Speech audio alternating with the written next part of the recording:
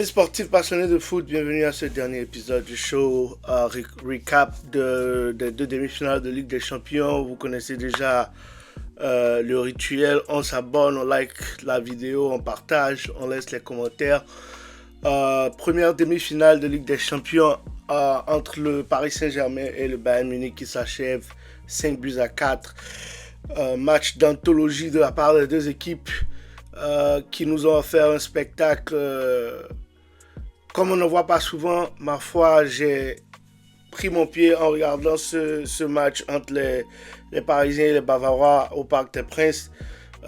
Match offensivement parfait des deux équipes, beaucoup de lacunes défensives de part et d'autre des deux formations, mais c'est espéré en ce sens que ces deux entraîneurs que sont Luis Enrique et Vincent Kompany ne se cachent pas et aiment attaquer. C'est des équipes, c'est des formations, c'est des coachs qui ont une vision offensive et qui refusent de rester derrière et attendre leur adversaire. Parfois, ça peut porter préjudice, mais c'est leur philosophie de jeu et moi je la respecte.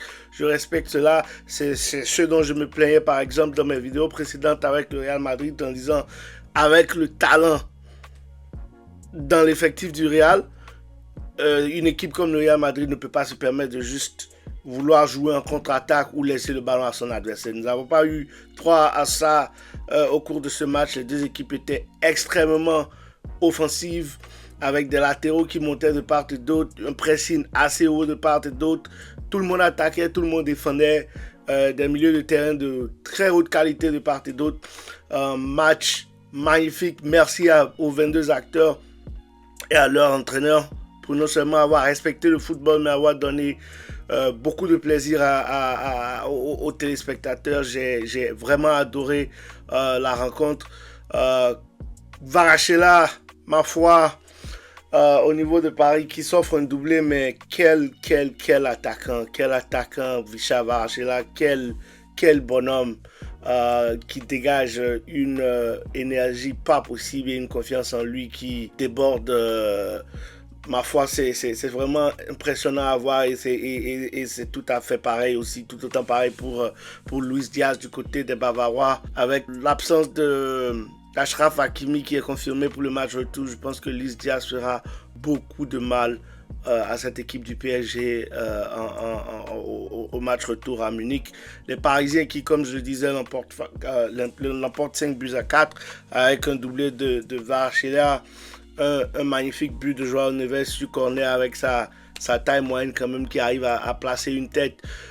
Ousmane Dembélé qui marque un penalty sur une action quand même controversée en quelque sorte. Je pense qu'il va falloir que l'UEFA et la FIFA puissent vraiment travailler sur les règles des penalties parce que sur l'action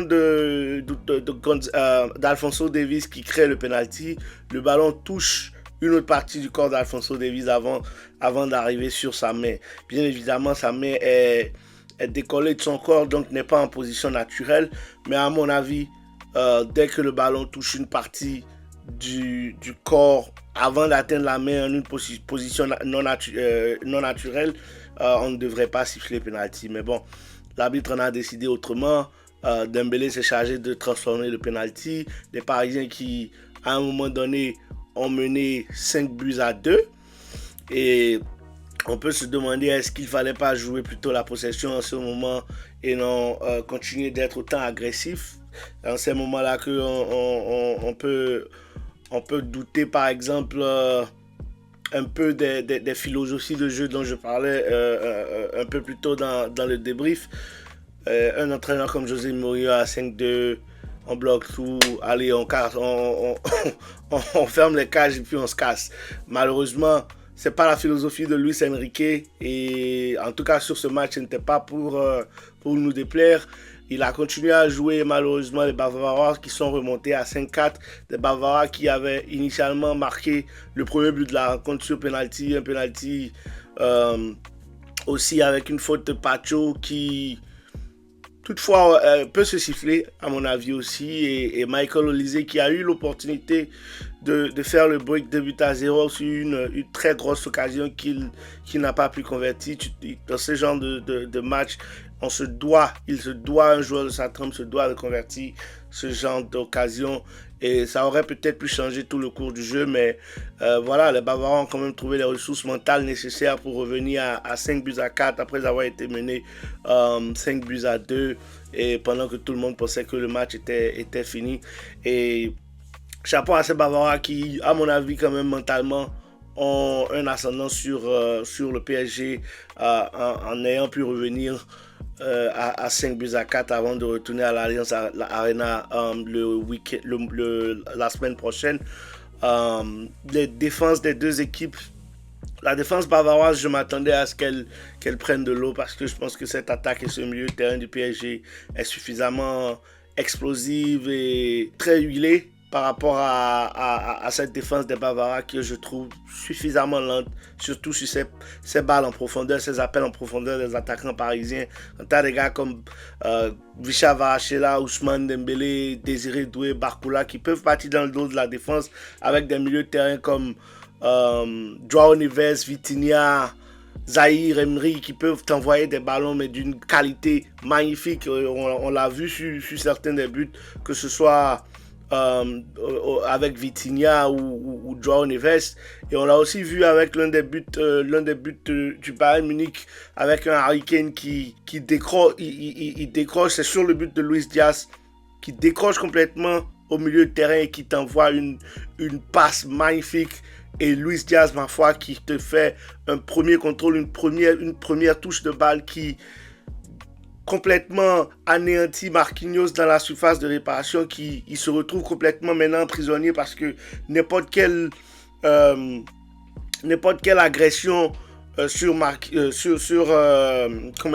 Luis Diaz dans la surface, on peut siffler penalty. Donc il se retrouve prisonnier de Luis Diaz qui garde son sang-froid, qui prend le temps d'ajuster 2-3 touches de balle et qui ajuste magnifiquement Sovonov, le gardien des Parisiens. Très belle action de jeu, très belle combinaison, que ce soit la passe d'Harry Kane comme le but de Luis Diaz sur cette action. Donc je m'attendais à cela du côté de la défense des Bavarois, mais la défense du PSG a quand même été beaucoup éprouvée ce soir à mon avis. J'attendais une meilleure performance de leur part, surtout quand tu as une charnière centrale, Pacho, Marquinhos, et des gars comme Hakimi et Nuno Mendes qui, bien entendu, sont assez contributeurs dans les phases offensives, mais sont quand même aussi solides défensivement. Nuno Mendes a quand même eu du mal, mais a tenu quand même un tant soit peu la chandelle par rapport à Michael Olise. Et donc, un match retour complètement explosif aussi en perspective à l'Alliance Arena. Tout est encore à jouer entre ces deux équipes. J'avais au départ mis l'avantage pour le Paris Saint-Germain avec au cours de cette double confrontation, mais là maintenant voilà, nous avons le Achraf Hakimi qui est déclaré forfait pour le match retour déjà, et Nuno Mendes qui est incertain aussi, et c'est un très gros coup dur pour les Parisiens s'ils n'ont pas leurs deux latéraux titulaires pour cette rencontre. Mais bon, on verra bien si Nuno Mendes pourra être au retour, mais si le Bayern Munich voudra gagner ce match retour à l'Alliance Arena, il va falloir qu'ils essayent d'intensifier un peu leur défense et de jouer beaucoup plus bas. Cette pression qu'ils donnent avec les 4 de derrière, ils vont devoir jouer beaucoup plus bas parce que la vitesse et l'explosivité des attaquants parisiens forcément va jouer encore autour par rapport à cette équipe parisienne et par rapport à cette défense bavaroise. Et donc il va falloir un travail de fond de la part de Vincent Kompany et son staff pour pouvoir contrer ces attaquants parisiens. Et donc franchement, je pense que je maintiens toujours overall, si au moins Nuno Mendes arrive à être présent au match retour, je pense que les Parisiens l'emporteront sur les deux confrontations. Mais si les deux latéraux parisiens ne sont pas, les deux latéraux parisiens ne sont pas du match retour, je pense que le Bayern l'emporte et va en finale de Ligue des Champions. Mais une fois de plus, très très beau match de la part de ces deux équipes. Merci encore à ces acteurs pour le football qu'ils nous ont fourni. On ne l'a pas vu depuis des lustres dans les différents matchs que nous avons eu à suivre. Et ils ont respecté le football, ils ont respecté les fans, comme je le disais. Et une fois de plus, chapeau pour ce match d'anthologie qu'ils nous ont donné.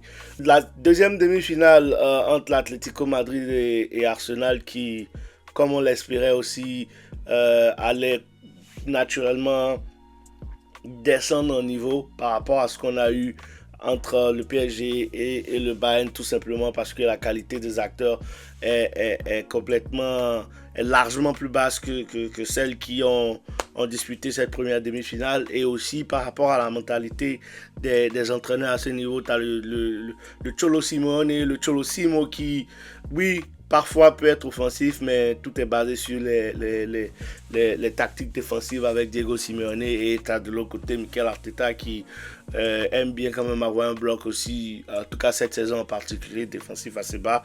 Et donc un but partout au Wanda Metropolitano à Madrid. Match assez controversé aussi avec beaucoup de pénaltys, 3 pénaltys au total, un annulé par la VAR. Mais les 2 buts ont été marqués sur penalty. Premier penalty transformé par Julian Alvarez Premier penalty transformé par Victor Gyökeres, sur une faute dans la surface de réparation où Gyökeres joue quand même assez... Il la joue quand même assez intelligemment. Il met son corps en opposition et il attend que le défenseur le touche, et donc l'arbitre qui siffle penalty. Et donc, pas grand chose à dire sur ce penalty. Je pense qu'il se chiffre 9 fois sur 10. Le penalty de l'Atlético Madrid, j'arrive plus à me rappeler de l'action du penalty de l'Atlético Madrid. Enfin bref, j'arrive plus à me rappeler de ce penalty, mais je sais qu'il y a un deuxième penalty qui est retiré parce que tu as Eze qui est en contact avec Saliba ou un autre défenseur de l'Atlético Madrid, qui arrive en premier vers le ballon mais n'a pas forcément totalement le contrôle du ballon. Et donc du coup, il y a contact, mais un contact marginal. Mais l'arbitre ensuite qui, à mon avis, retourne à la VAR, check l'action et revient, annule le penalty. Je pense que c'est un penalty qui pourrait se siffler, mais à ce stade de la compétition, comme je le disais, avec l'esprit et la lettre de la loi et du règlement, le contact il est marginal. Il peut ne pas se siffler aussi. Et donc j'ai pas trop de réserves par rapport à ce penalty. Mais le premier penalty qui est sur une main d'un défenseur d'Arsenal aussi, et la main elle est décollée du corps du défenseur en question, j'arrive pas à me rappeler de son nom, mais c'est une situation pareille où voilà, la main elle est décollée du corps, et donc il fait action de but, mais voilà, l'arbitre il décide de siffler le penalty. Mais après on se demande à quel moment en fait, qu'est-ce qui définit la position non naturelle et qu'est-ce qui définit la position naturelle. Donc franchement ce sont des débats qui continuent d'alimenter la sphère footballistique mondiale, et il va falloir vraiment que les arbitres et l'UEFA arrivent quand même à faire un meilleur travail sur la clarté, sur les règles et sur comment ces actions de pénalty sont sifflées, mais plus important, que les décisions soient constantes et qu'à chaque match les mêmes règles soient appliquées et que les fautes soient sifflées de la même manière alors. Et donc voilà, un but partout entre les Gunners et l'Atlético Madrid. Comme je le disais, match assez ennuyeux, très difficile à regarder, pas beaucoup d'actions magnifiques à part quelques actions offensives de part et d'autre avec Antoine Griezmann, et au niveau de l'Atlético Madrid, et à Eze de l'autre côté aussi au niveau d'Arsenal. On verra bien qu'est-ce qui se passe au retour à l'Emirates Stadium à Londres. Je pense qu'Arsenal trouve les ressources nécessaires pour